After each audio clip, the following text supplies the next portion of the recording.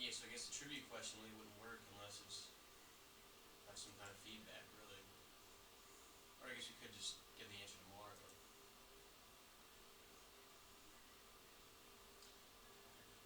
Let's see if this will let me preview Webcam and fix it.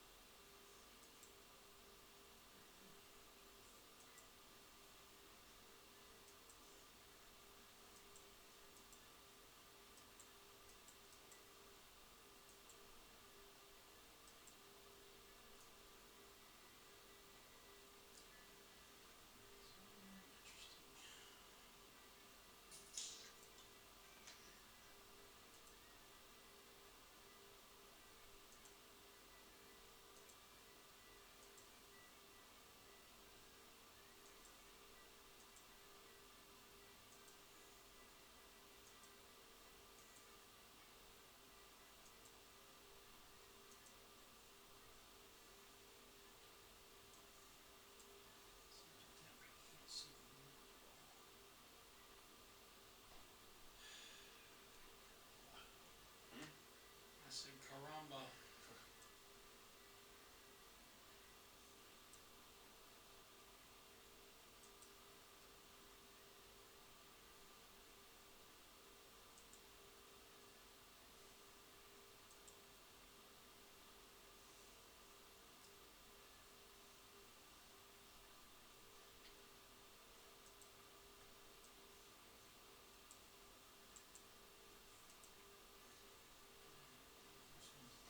This way today and figure out why it's doing this later.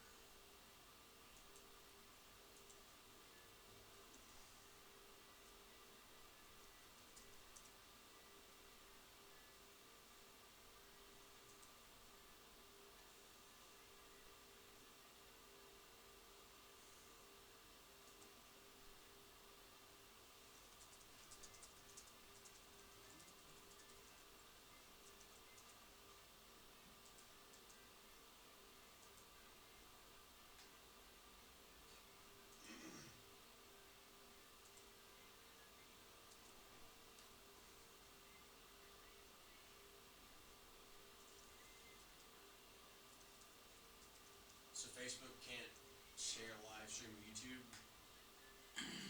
Just can only do the final product of it? I can't stream it live, and I'm sharing the link where people can go get it. Okay. But essentially you can't do the same thing with Facebook Live that you can with YouTube via Facebook, you don't think? I don't know what's going on with this thing.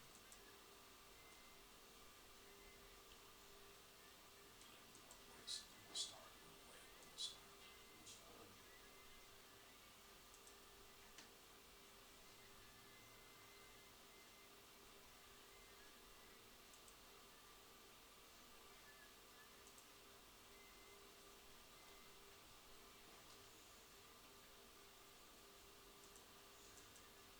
So I'm just going to slide over here, and then whenever you're done with your first segment, I'm just going to slide on in.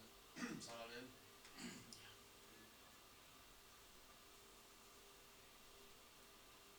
This whole thing's going to be a little disconcerting because Facebook Live, I can watch it in live time, and here it's a few seconds behind.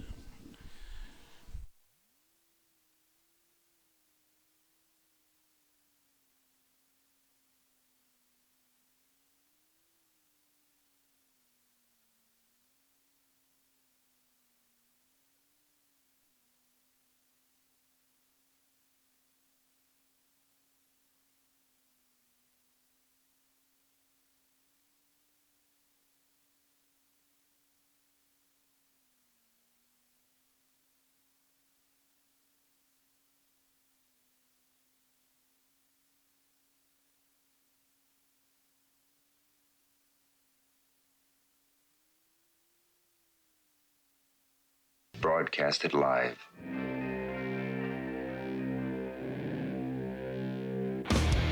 Hey! Who wants to have some fun?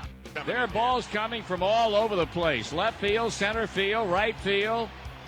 See, this is the kind of thing, quite honestly, right now, that makes you want to see the Chicago Cubs team lose.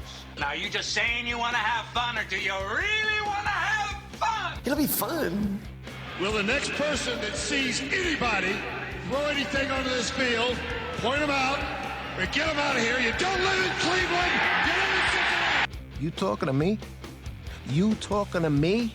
That is the farthest thing in the universe from the truth. Hello, everyone, live. It's the Dan Scott Show. And right there is your host, Dan Scott.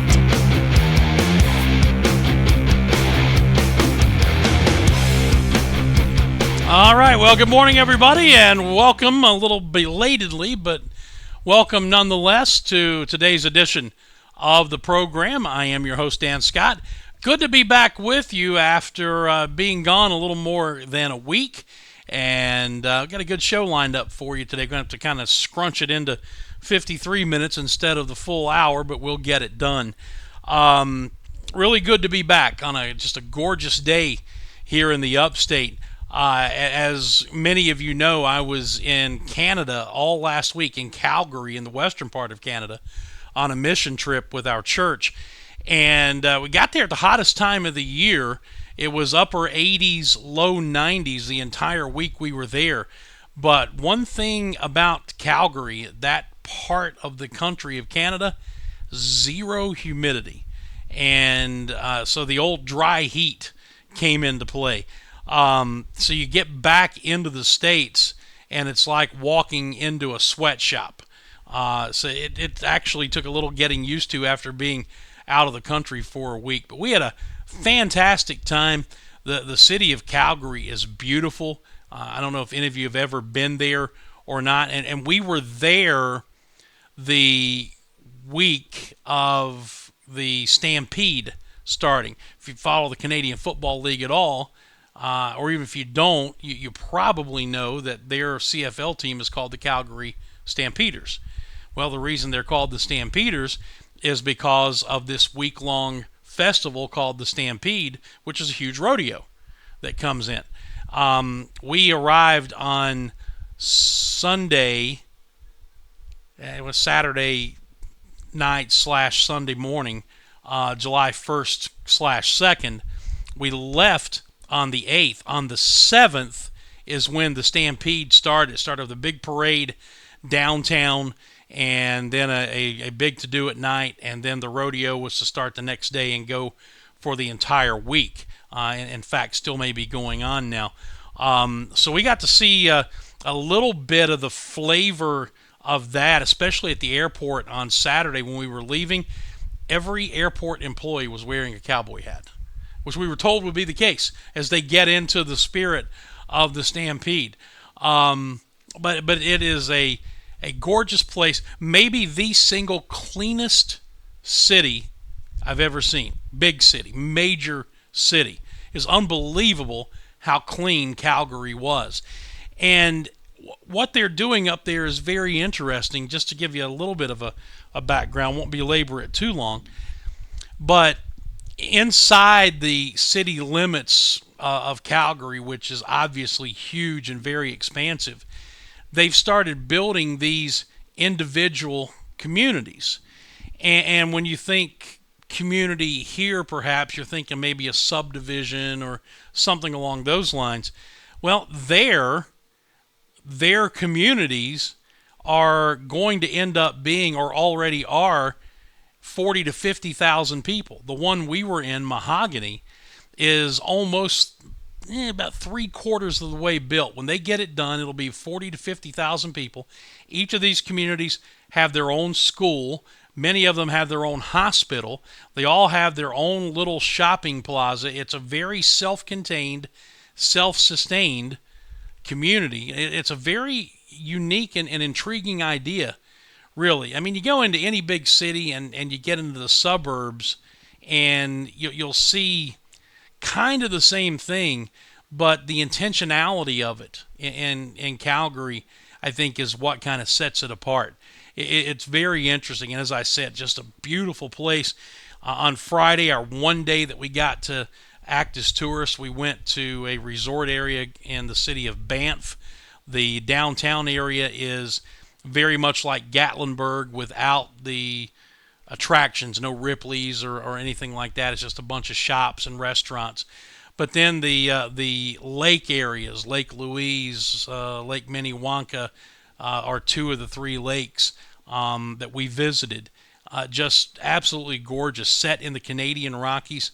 It's unbelievable. And as I mentioned on a couple of different occasions there, how anybody could see that and think that it all happened by accident, that some big explosion happened and formed all of that stuff. You see that, there's really no way you can. God's handiwork was very much on display on this trip. Had a good time with the kids. We did baseball and t-ball camps for 4 days, Monday through Thursday. Had a big block party to wrap it up on Thursday night, which was attended by probably 800 or 900 folks. Got a chance to meet an awful lot of people, interact with the kids. During the day, I was at a baseball camp for 3 hours in the morning and then at a t-ball camp for an hour and a half every afternoon.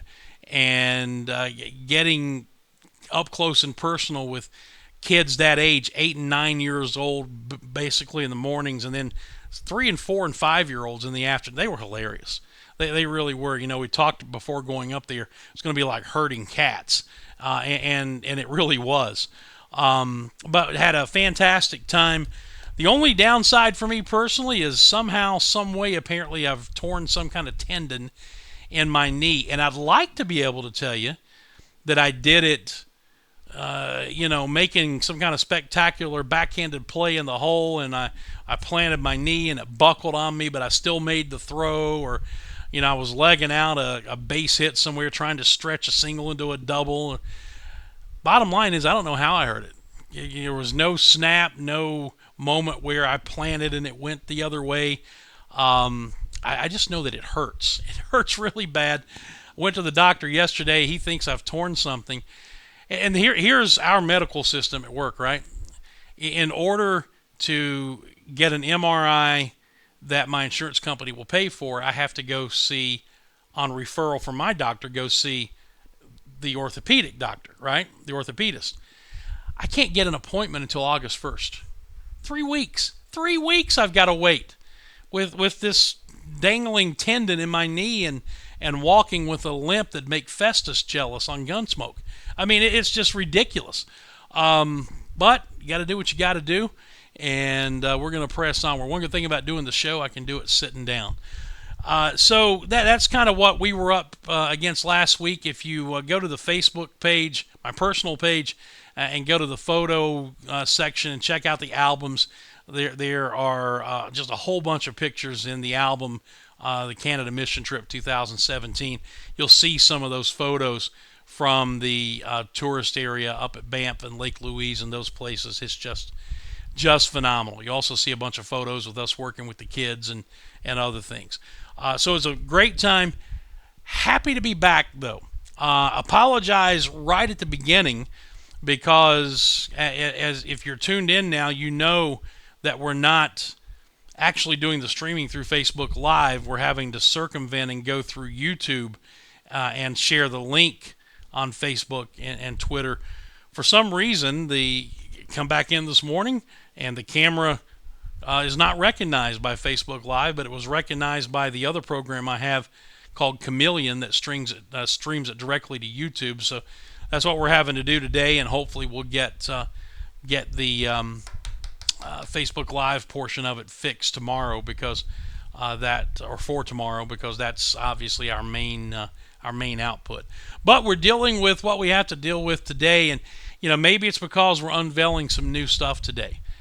Maybe that's why there's this technical complication, and it may just be the guy who's going to be joining me here in a minute. It may just be his fault for showing up. We don't know. We'll find out. But we promised you in the week or so before heading off to Canada that we were going to be rolling out some new stuff over the course of the time period between now and the start of football season, and starting to incorporate more things into the show.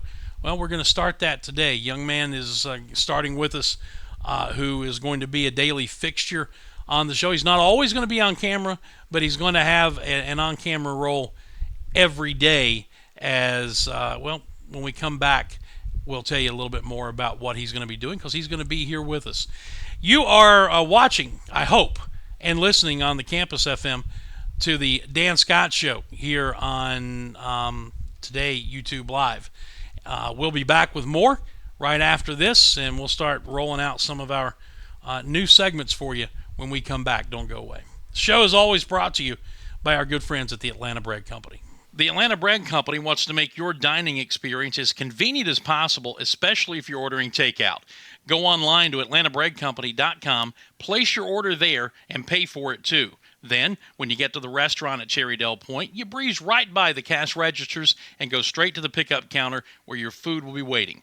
And speaking of food, try the new Shrimp Po' Boy, a delicious and surprisingly healthy addition to the already great menu. That's the Atlanta Bread Company, Cherrydale Point in Greenville.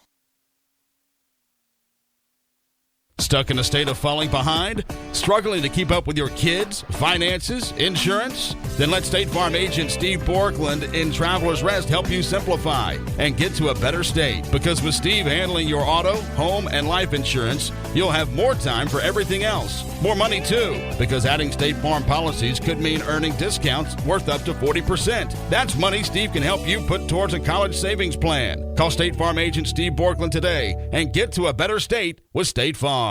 At SC Telco Federal Credit Union, we're passionate about helping to improve the financial lives of our members. SC Telco is the first financial institution in South Carolina to offer a price-linked savings account.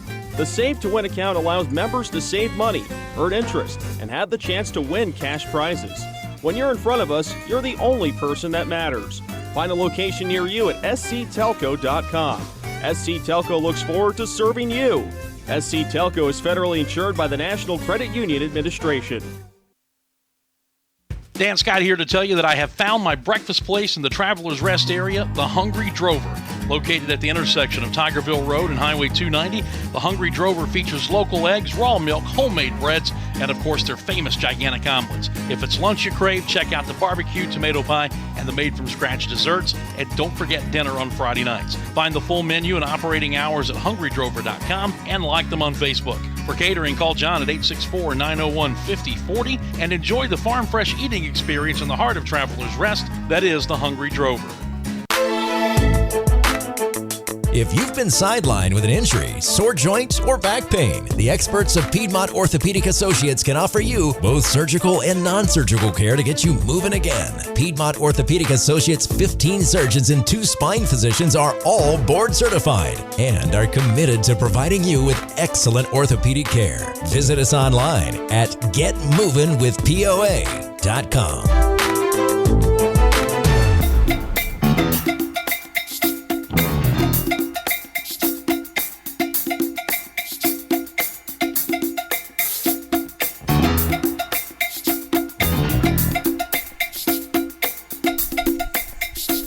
All right, welcome back to the show. Wednesday. Start in the middle of the week, and that way it's just all downhill the rest of the way, right? Good to have you with us as we continue here on our first show back after the Canadian jaunt that we were on. I'm Dan Scott, as always, and as mentioned, we talked to you about the some new segments and new things we're going to be rolling out for you come the football season, and starting unveiling them now, and by the time we get to the start of football season, having several different things in place to kind of take what we're doing here to another level. Whether that level is up or down remains to be seen, but it's definitely going to be another level. The young man to my right, to your left, I believe, as you're looking at it on camera, is Forrest Stulting. He just kind of lurks around Furman's campus on a daily basis, hoping someone will take notice of him. He's one of the annoying people that we deal with in the press box during baseball on a daily basis and during the season. And despite all that, we voluntarily brought him on board here. How you doing, man? Doing good, man. How about yourself? Pull your microphone up a little bit. Sure. There you go. It's great to be here. Thank you for letting me come talk to you for a little while. Yeah. Forrest is going to be doing a number of things for us on a daily basis. He's going to be taking some of the actual production of the show as we move forward out of my hands, so I can concentrate. Not that it's going to help me in a great deal as far as. It would, though, a little bit. Well, what it'll do, it'll take away the excuses. Yeah, exactly. Yeah, there you go. It'll take away That's the excuses. all the listeners can ask for. At least. It's not going to make me smarter or anything like that. But in theory, it's going to allow me to focus more on the actual content of the program. Woo. But we'll see. But some of the other things he's going to be doing is providing us with some talking points on a daily basis. And one of those is going to be every day Forrest is going to come in here with what he believes in his mind are the top 3 sports stories of the day. And that they could be national stories, they could be state stories, they could be Furman stories. And we're going to debate those on a daily basis during one segment of the program. We're going to talk about each one individually, and if it turns out that I like them, fine. If not, we'll be ridiculing and doing all the things we do in the baseball press box. It'll be even better than that. Nobody here. Yeah, of course, I always maintain, and I say this all the time, the best stuff that people never hear is what goes on during the commercial breaks. There's no doubt about that. It is quite the show up there with Hunter Reed and Chris Carter and the whole gang. Yeah. We talk about somebody that gives you a lot of ammunition. Oh, no Chris. doubt about that. So anyway, that's one of the things we're doing, and as mentioned, there are going to be some more that we'll be adding to the show as we move forward. So just kind of bear with us and watch as we do this and start fine-tuning some things. And I'm trying to work on the turn of a phrase, and I've got some people who do some production value stuff. There's the old saying that you can't see the forest for the trees. You're missing the obvious. I've been playing with the wording of that and calling this segment "You Can't See Forest for the Threes," because he's going to come in with 3 stories every day. Whether that ends up working long term or not, we'll find out. But anyway, you've got 3 stories that you think are the top 3 stories we should be talking about today. So are we going to go top to bottom? Are we going to go reverse order? What are we going to do? We'll go top to bottom. So we'll start with the All-Star game last night. It was the 88th version of that. And the AL won 2-1 on a 10th inning home run by Robinson Cano, and that is the 5th straight win by the American League, and they've won 17 of the last 21 to even the series at 43 apiece with 2 ties. Mm-hmm. And it's the first game since 2002 where it doesn't affect the outcome of the World Series with home field advantage. And what do you think about that, Dan? Is that good for the game? Or here's when Bud Selig made that decision, and of course it was after the All-Star game that ended in the tie when everybody ran out of pitching. Yep. I was initially in favor of it because I grew up in an era where the All-Star game meant something. Mm-hmm. And it meant something because there was a true separation of the leagues. American League, National League. Each league had its own president. Each league had its own umpires. And the only time they met was in the World Series. Mm-hmm. So you were a National League guy or you were an American League guy. And when the All-Star game was played, the National League guys wanted to beat the American League guys and vice versa. Well, what you've got now with the advent of interleague play, they've taken away the league presidents and just combined everything underneath the commissioner. The umpires, there's no more AL and NL umpires. They're all one big umpire pool. The separation of the 2 leagues basically is non-existent. So initially, when they did that, when Bud Selig made that decision, mm-hmm. I liked it because it made the All-Star game mean something again. Now, the argument always was, and I get this, that why are you deciding home field advantage in the World Series with an exhibition game that doesn't mean anything. It's tough. And that's a tough argument to overcome. I think what he was trying to do, though, was make the All-Star game relevant again. Well, even before that, wasn't it more relevant than, say, the Pro Bowl or the NBA All-Star game? Oh, without question. And still is. Mm-hmm. Yeah. But at the same time, what you had for a long time was guys choosing not to play. When they would be voted in, and I'm not going to play. I'm going to go spend the time with my family. It wasn't important to them. Now, when did that start being the norm? In the years leading up to what we saw in 2002, sure. It happened quite a bit. So I understand why Bud Selig did it, and I think in its intent it was a good idea. I think you just can't get past the fact that you're deciding home field advantage in the World Series on an exhibition game. Yeah. So what's going to happen now, moving forward? I don't know. This is the first year, as you said, since 2002 that the World Series, the home team of the World Series doesn't rely on who wins this. It'll go back to a rotation basis like it was all those years before. I think it's best record, actually, with the two teams in the World Series. Who have? Oh, have they done that? Okay. Yeah. Well, so the best record of the two teams that are in the World Series will have home field advantage. I'm going back old school. Sure. I'm going back. Fair enough. It used to be a rotating AL would have. Which I think is better to have the Yeah. Well, it gives you play for that all season long. Absolutely. I get it. I'm all in favor of that.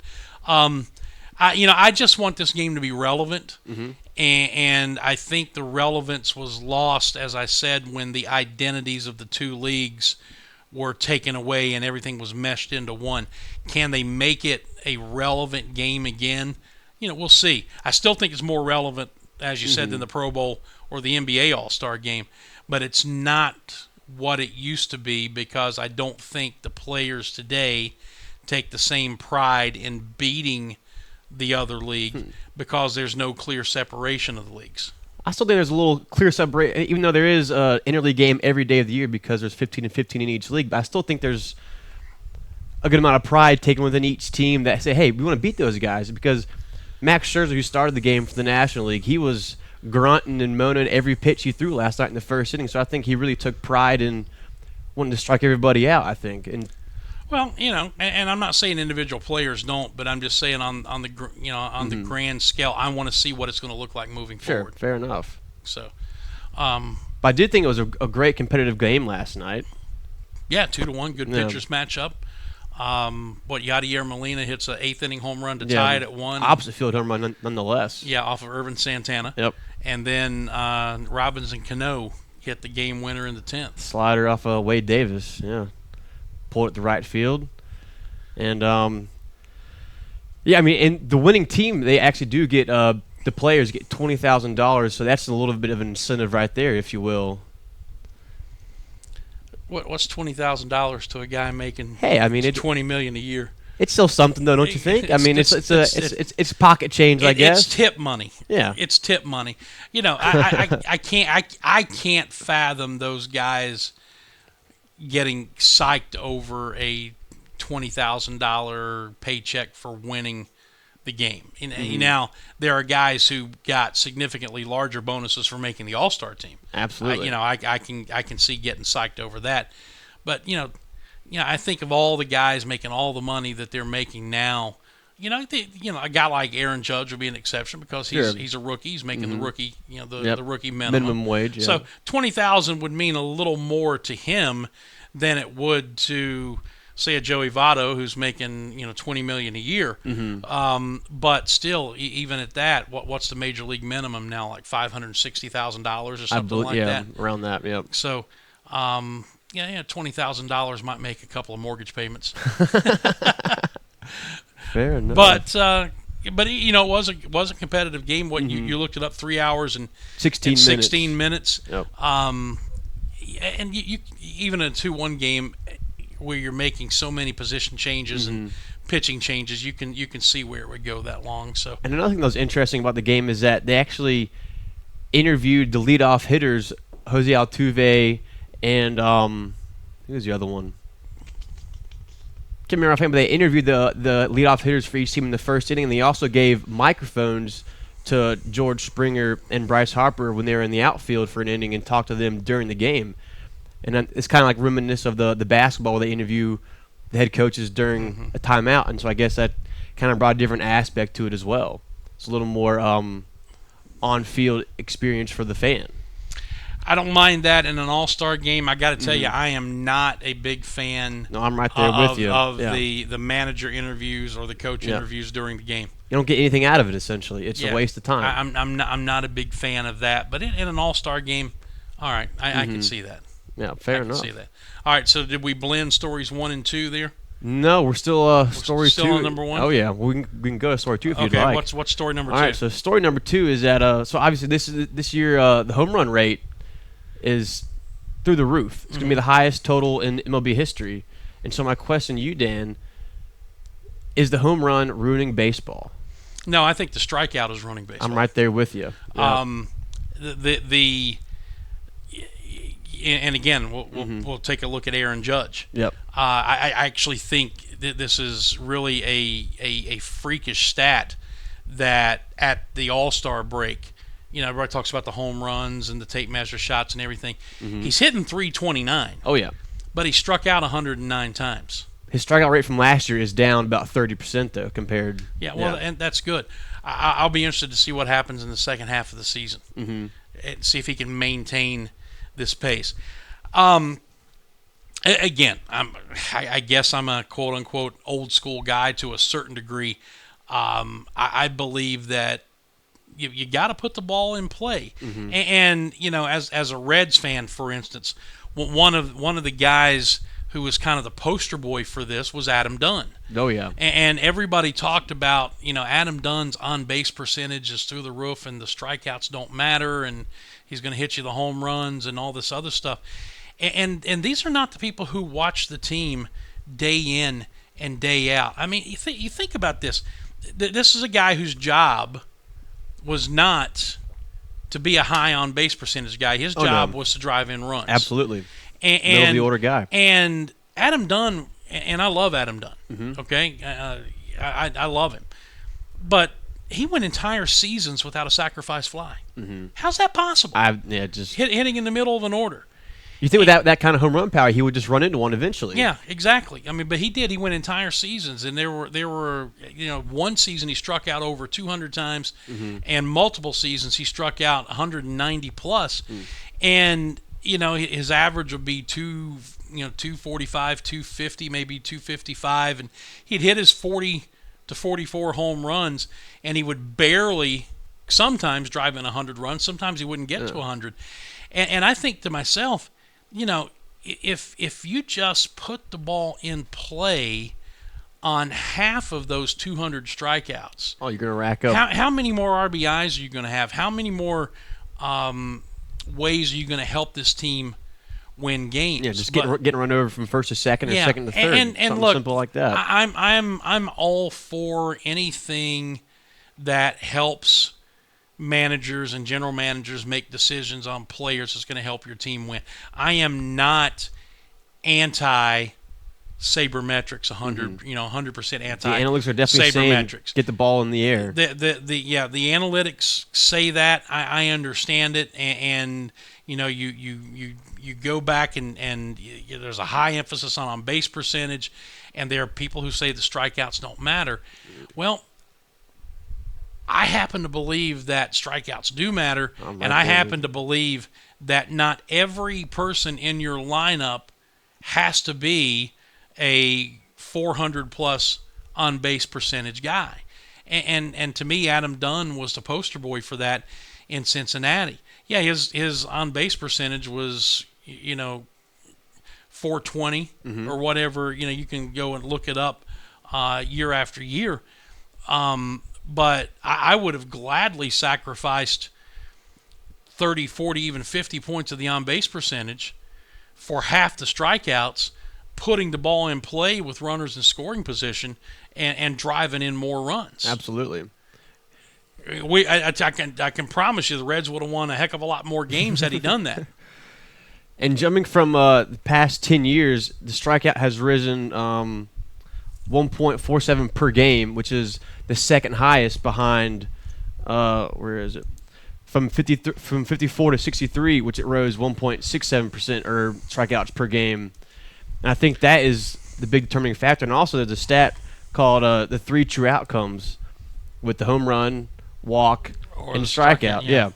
And the thing about the walk is that has not really plateaued or declined very much over. It has stayed steady since the live ball era in 1920 started, and so I think the walk is fine, and the home run rate has not risen that much as the strikeout has, as drastically and as quickly as it has, and so I definitely would agree with you that the strikeout is the big determining factor in not only the pace of play but how exciting the game can be. Yeah.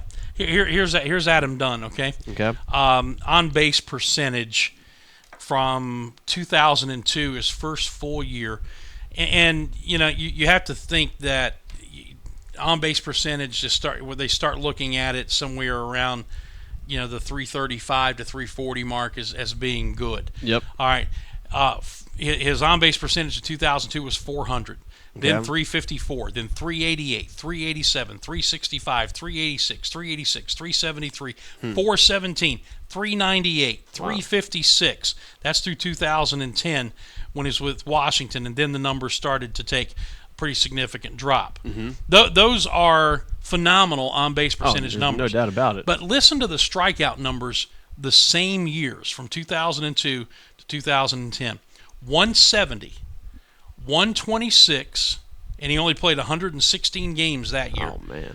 195, 168, 194, 165, 164, 120 in 2008. Well, that was before he was traded to the Reds, or by the Reds to Arizona. So 164 for the total.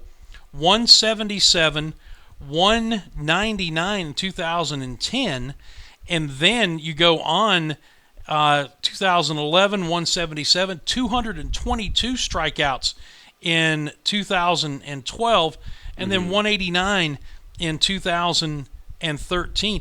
I mean, the strikeout numbers, this guy struck out 2,379 times in his career. That's an egregious amount. Yeah. And all I'm saying is, on a year where let's look here, what was his best? One of his better years. All right, 2004, hits 46 home runs, drives in 102 runs, walked 108 times, had an on-base percentage of 388, but struck out 195 times. Well, what if he only strikes out 100 times? The on-base percentage is going to shoot through the roof. What do those other numbers look like?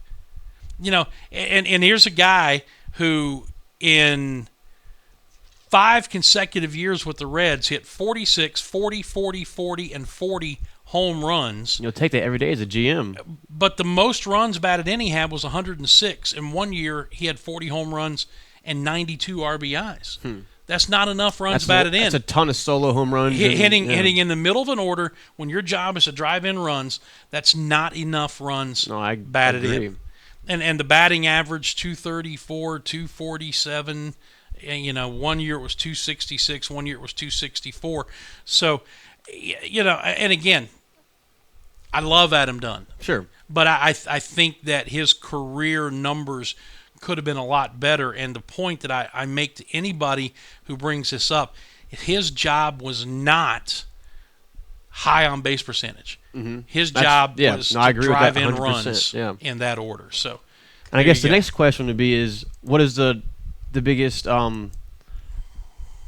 factor with the strikeouts? Is it the specialized of pitching? I think that's got something to do with it. Or is it the hitters selling out to just try to hit home runs? I think both. Sure. I think both. I mean, let's face it. You've got more guys now that are throwing between 97 and 100 than at any time, I believe, in the history of Major League Baseball. The fastball has risen, I think, 2.5 miles per hour in the past 5 years. And what you're seeing is teams bring guys out of the bullpen in the 7th, 8th, and 9th innings who are able to do that. And so that has changed the game. And then you have guys who are selling out to change the game. But, here's an interesting contrast. I just read you Adam Dunn's stats, right? Let's look at Joey Votto, okay? Please. Let's look at Joey Votto. Joey Votto this year is on pace for his best home run year of his career at age 30. When was he born? I'll find it. I think he's 32. Okay. All right. He's on pace for the most home runs in his career. He's got 26 at the All-Star break. He hit 29 each of the last 2 years. Wow. And he's driven in 68 runs. His on-base percentage is just ridiculous. His on-base percentage has been 414 or better. 1, 2, 3, 4, 5, 6, 7. This is the 8th year that his on-base percentage has been that high. And what he's done basically since the second half of 2015 is the stuff that legends are made of. And I'm not saying that because I'm a Reds fan. You go look at his numbers, at his on-base percentage, all the things that go along with that. And he's only driven in 100 runs twice in his career, but he's been doing a lot of this in recent years with guys who've not been getting on base consistently in front of him. Not a high-potent offense. But, he struck, like last year he struck out 120 times. The year before that he struck out 135. One thing I've noticed this year is he's made an adjustment in his batting stance, and he's actually choking up about an inch on the bat. You know who else did that? Throw the steroids out. Barry Bonds. You're absolutely correct. Barry Bonds choked up on the bat. And so this is a guy who, at age 33, is continuing to make adjustments. And through 88 games this year, he has 26 homers, 68 runs batted in, has walked 62 times, has only struck out 42 times. His batting average is .315. His on-base percentage is .427. His slugging percentage 631. So his OPS is 1.058. He's got 4. If that one continues, this will be 4 seasons of the OPS, which is on-base plus slugging, above the 1 point mark. These are Hall of Fame numbers. Oh, there's no doubt about it. And he's getting better as he gets older. And the strikeouts are going down. The on-base percentage is staying fairly steady. But he's made the adjustment in his stance. He's made the adjustment in his swing. And he's driving in runs and hitting the ball further than he has in the last couple of years. I mean, 2 years ago, 29 homers, 80 RBIs. And had 143 walks. Got pitched around just ridiculously. Last year, 29 homers, 97 RBIs, walked 108 times. And so far this year, 26 homers and 68 RBIs. In his MVP season of 2010, he had 37 homers, 113 RBIs, hit .324, and had an OPS of 1.024. He's on pace to surpass all of those this year.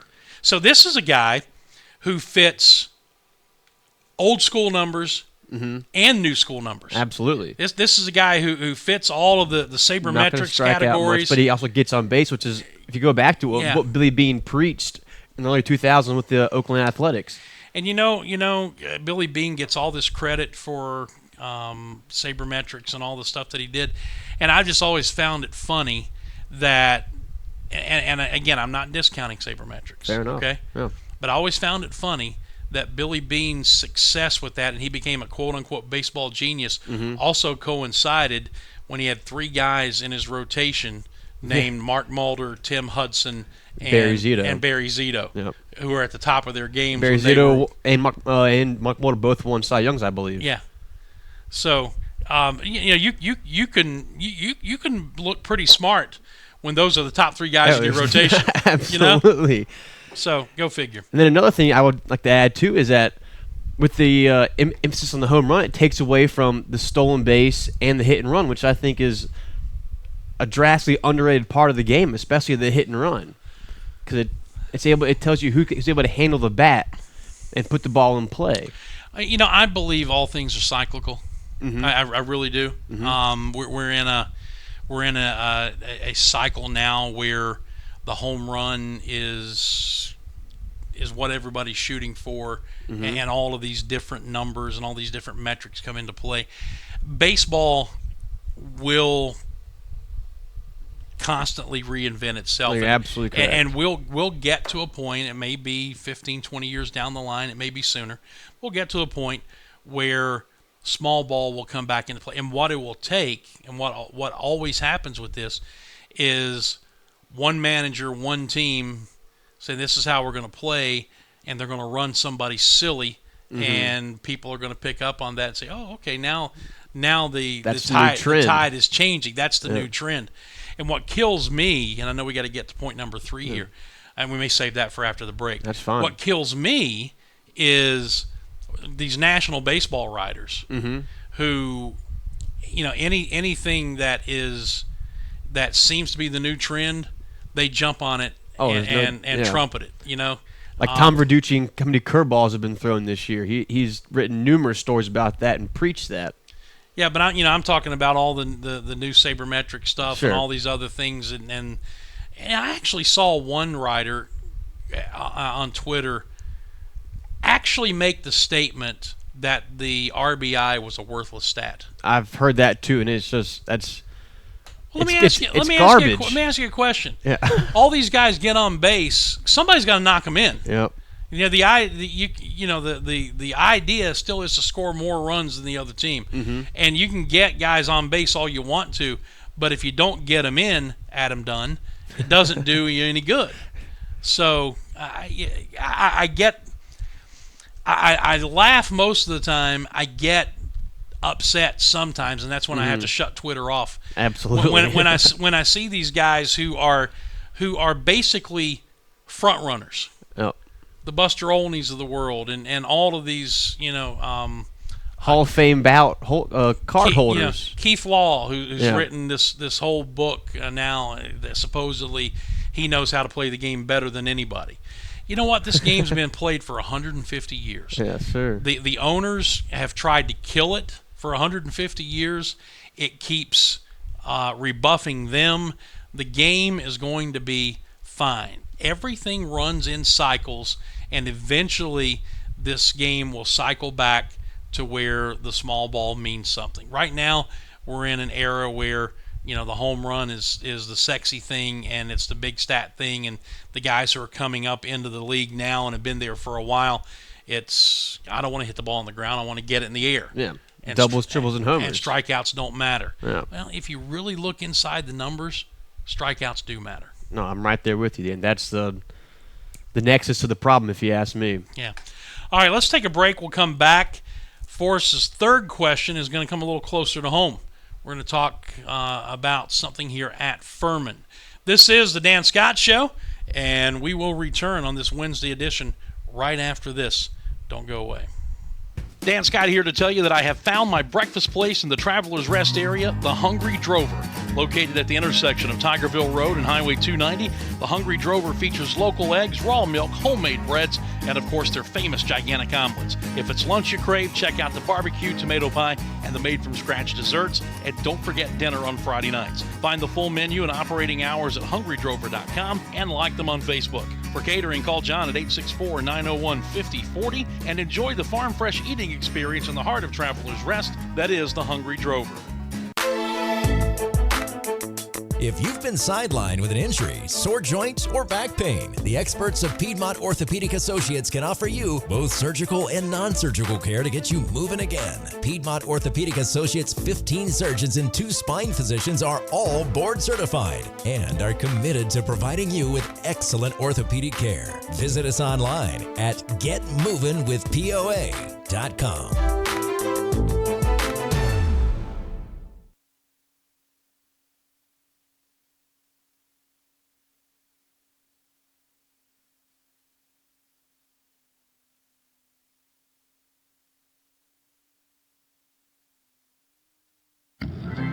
Hey, Furman fans, it's baseball season. Here at Ingalls, we know that as you root for the home team, sometimes you want more than just peanuts and Cracker Jack. And while we do deliver on your favorite ballpark classics, we're proud to offer a packed lineup of everything you need to make your next meal a home run.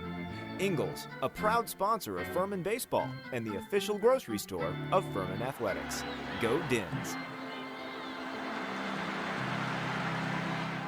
The Atlanta Bread Company at Cherrydale Point offers a dining experience that will have you coming back for more time and time again. Everything is freshly made on site, including the different varieties of bread and all the baked goodies. And the menu, Atlanta Bread Company offers a wide variety from hot soups and chili to hot and cold sandwiches and paninis. Even breakfast selections topped off with your choice of piping hot coffees. Come see for yourself. You'll love it. The Atlanta Bread Company at Cherrydale Point, proud sponsors of the Furman Paladins and the Dan Scott Show.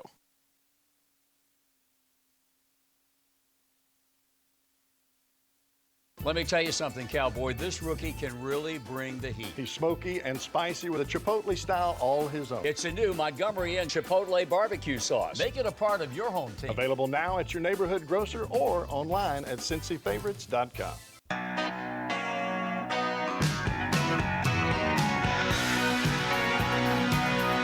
All right, back. It's 10:52, and it's the final segment of the show. Here on this Wednesday, again, our apologies for whatever went wrong and not being able to get the stream actually on Facebook Live, so we kind of backdoored it through the YouTube Live feed and shared the link there, so I hope that you're getting it. Of course, it'll be archived on YouTube, and we'll share the archived video again across all of our social media platforms. I'm Dan Scott. This is Forrest. He is joining us on a daily basis now to do multiple things. Right now, he seems to be getting my blood pressure up. So, is that a good or bad thing, Dan? You tell me. Well, I don't know. We'll find out. So your first two, and every day it's going to be 3 stories, and we probably won't spend as much time on all, just depending on how the day goes. But every day he's going to come in with what he believes are his top 3 stories we need to discuss. The first one today was the All-Star game. Mm-hmm. The second one is the home run ruining baseball. And now we get to story number 3. This one, as you said, Dan, hits closer to home with Furman, and it's going to deal with Furman basketball because obviously about a month ago, our number 2 assistant, Jay McCauley, left for Wofford. And so with that being, the question is, Dan, what will be the biggest loss for the Paladins this year? Chris Acox, Nico Medved, or Jay McCauley? And obviously, they all bring different aspects to the equation. And so Nico Medved, obviously, he's the one who turned the entire program around, got the mentality back, and recruited some of the top-level players. Jay McCauley, he is a top defensive coach. He helped Furman be the 43rd best defensive scoring team in the country with, I believe, 66 points per game allowed. Or Chris Acox, who is a big force inside, helped lead our team in scoring and in rebounds, and is a big leader on the court. So, yeah. Dan, I'll toss it to you. What do you think is going to be the biggest loss for the Paladins come November? I'm going to kind of work in reverse order. I think the loss that will be most easily absorbed will be that of Acox, and that's contingent upon Matt Rafferty being healthy. Different kind of player. Sure. But Rafferty is a guy who can bang inside and rebound. He's not nearly the athletic type of player that Chris Acox was. But better defender too, probably in terms of steals and getting in passing lanes.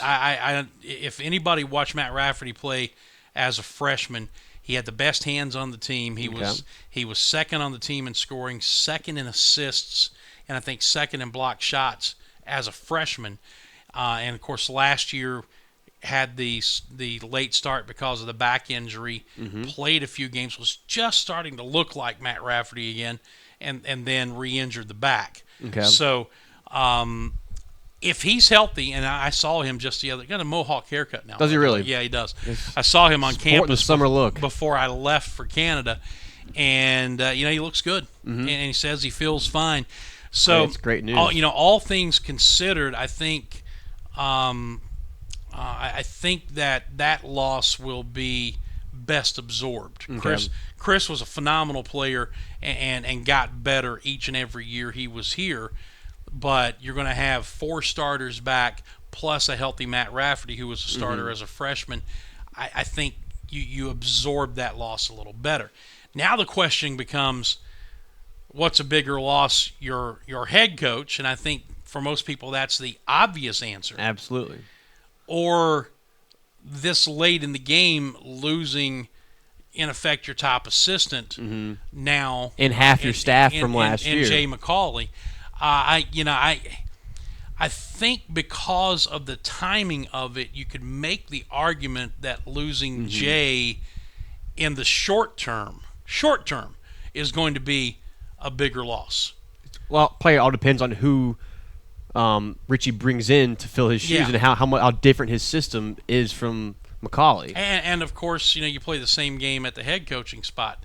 Sure. How big of a loss is Nico Medved? Well, that'll be determined by how well Bob Ritchie does. And I think, and Ritchie has a loaded gun to work with this coming year. There's no question about it. What happens years 2, 3, and 4 down the line? What's Bob able to do then? Sure. I think that'll be the determining So maybe factor. this year, the losing Medved because Ritchie was in the system kind of helped stymied the loss of Medved a little bit because he's been around the players, knows the system, knows how to win with those players. What Nico did without giving them the actual titles, he basically operated his program kind of like a football program. And by that I mean he had an offensive coordinator and a defensive coordinator. Bob Ritchie, by and large, coordinated the offense, and Jay McCauley coordinated the defense and obviously worked with the big guys. So had Jay stayed, you would have had those two pieces still in place. Now you've got head coach gone. Your offensive coordinator is now the head coach. Is he going to stay with his main focus as the offense, or can he when it comes to running a whole program? And now who do you replace Jay McCauley with this late in the game when it comes to trying to make sure that the defensive effort on this team does not lapse at all? So I think short term, I don't know if this is the right answer, but I think short term you can make the argument of the 3, because of the timing of it, losing Jay may be the biggest loss, at least right now. What happens long term, we'll see. And I agree with that, because losing a defensive guy this late in the game with most of the top assistants already signed to other programs and gone, it's going to be tough to pluck someone else out of from different programs. Yeah, and he's got to go. And he told me, Bob Ritchie, I'm talking about, told me he was going to take his time with this, as he should. And he's going to go out and he's going to get the best guy that he can get. But let's face it, he's not going to be able to go out and overwhelm somebody salary wise. No. So is he going to have to bring in another young coach? Is he going to go after a veteran coach who may be looking to get back into? I don't know. And does he hire someone long term or hire someone for the short term in order to?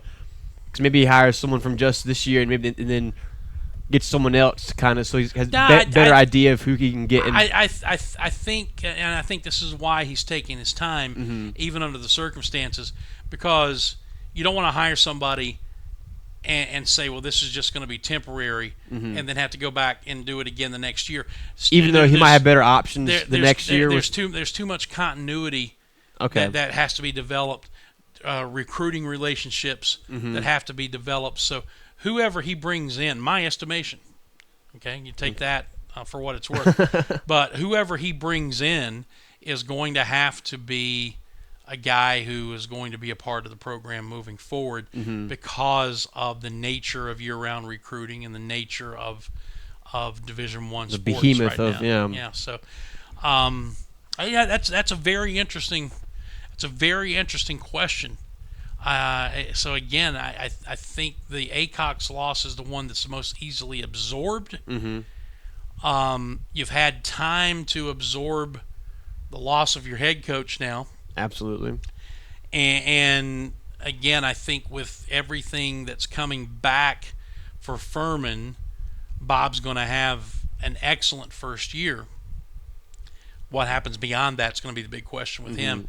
So that's why I say you can make the argument that at least right now, short term, the biggest loss might be Jay McCauley. Because of the 4 starters and the guards who are graduating after this season. Yeah. Yep. Yeah, so it's going to be an interesting storyline to watch play out. No doubt about that. It really is. We're done. Sounds great. It Went was quick, a didn't it? lot of fun, man. Yeah. I really enjoyed it. Yeah. So you coming back tomorrow? I'll be here. Tomorrow on the show, since we weren't here yesterday, I haven't talked to him, but we will probably bring in Billy Davis for our usual weekly chat. I'll get with him today and find out. So that means that we'll have to do our 3 stories a little more compact in a different segment or in one segment. But if not, then who knows what'll happen. Free reign, yeah. Yeah, and then of course then we've got Free for All Friday coming up, and who knows what'll happen there. In the meantime, we'll try to figure out what in the world is going on with the Facebook Live and why the camera will connect to the Cameleon program for YouTube, but won't connect to Facebook Live, and we'll get that figured out hopefully, and be back in our usual state of chaos tomorrow. Enjoyed it. Yes, sir. Appreciate it, Dan. All right, that'll do it for us. For Forrest Dalting, I'm Dan Scott. You folks have a great day. God bless you, and so long, everybody.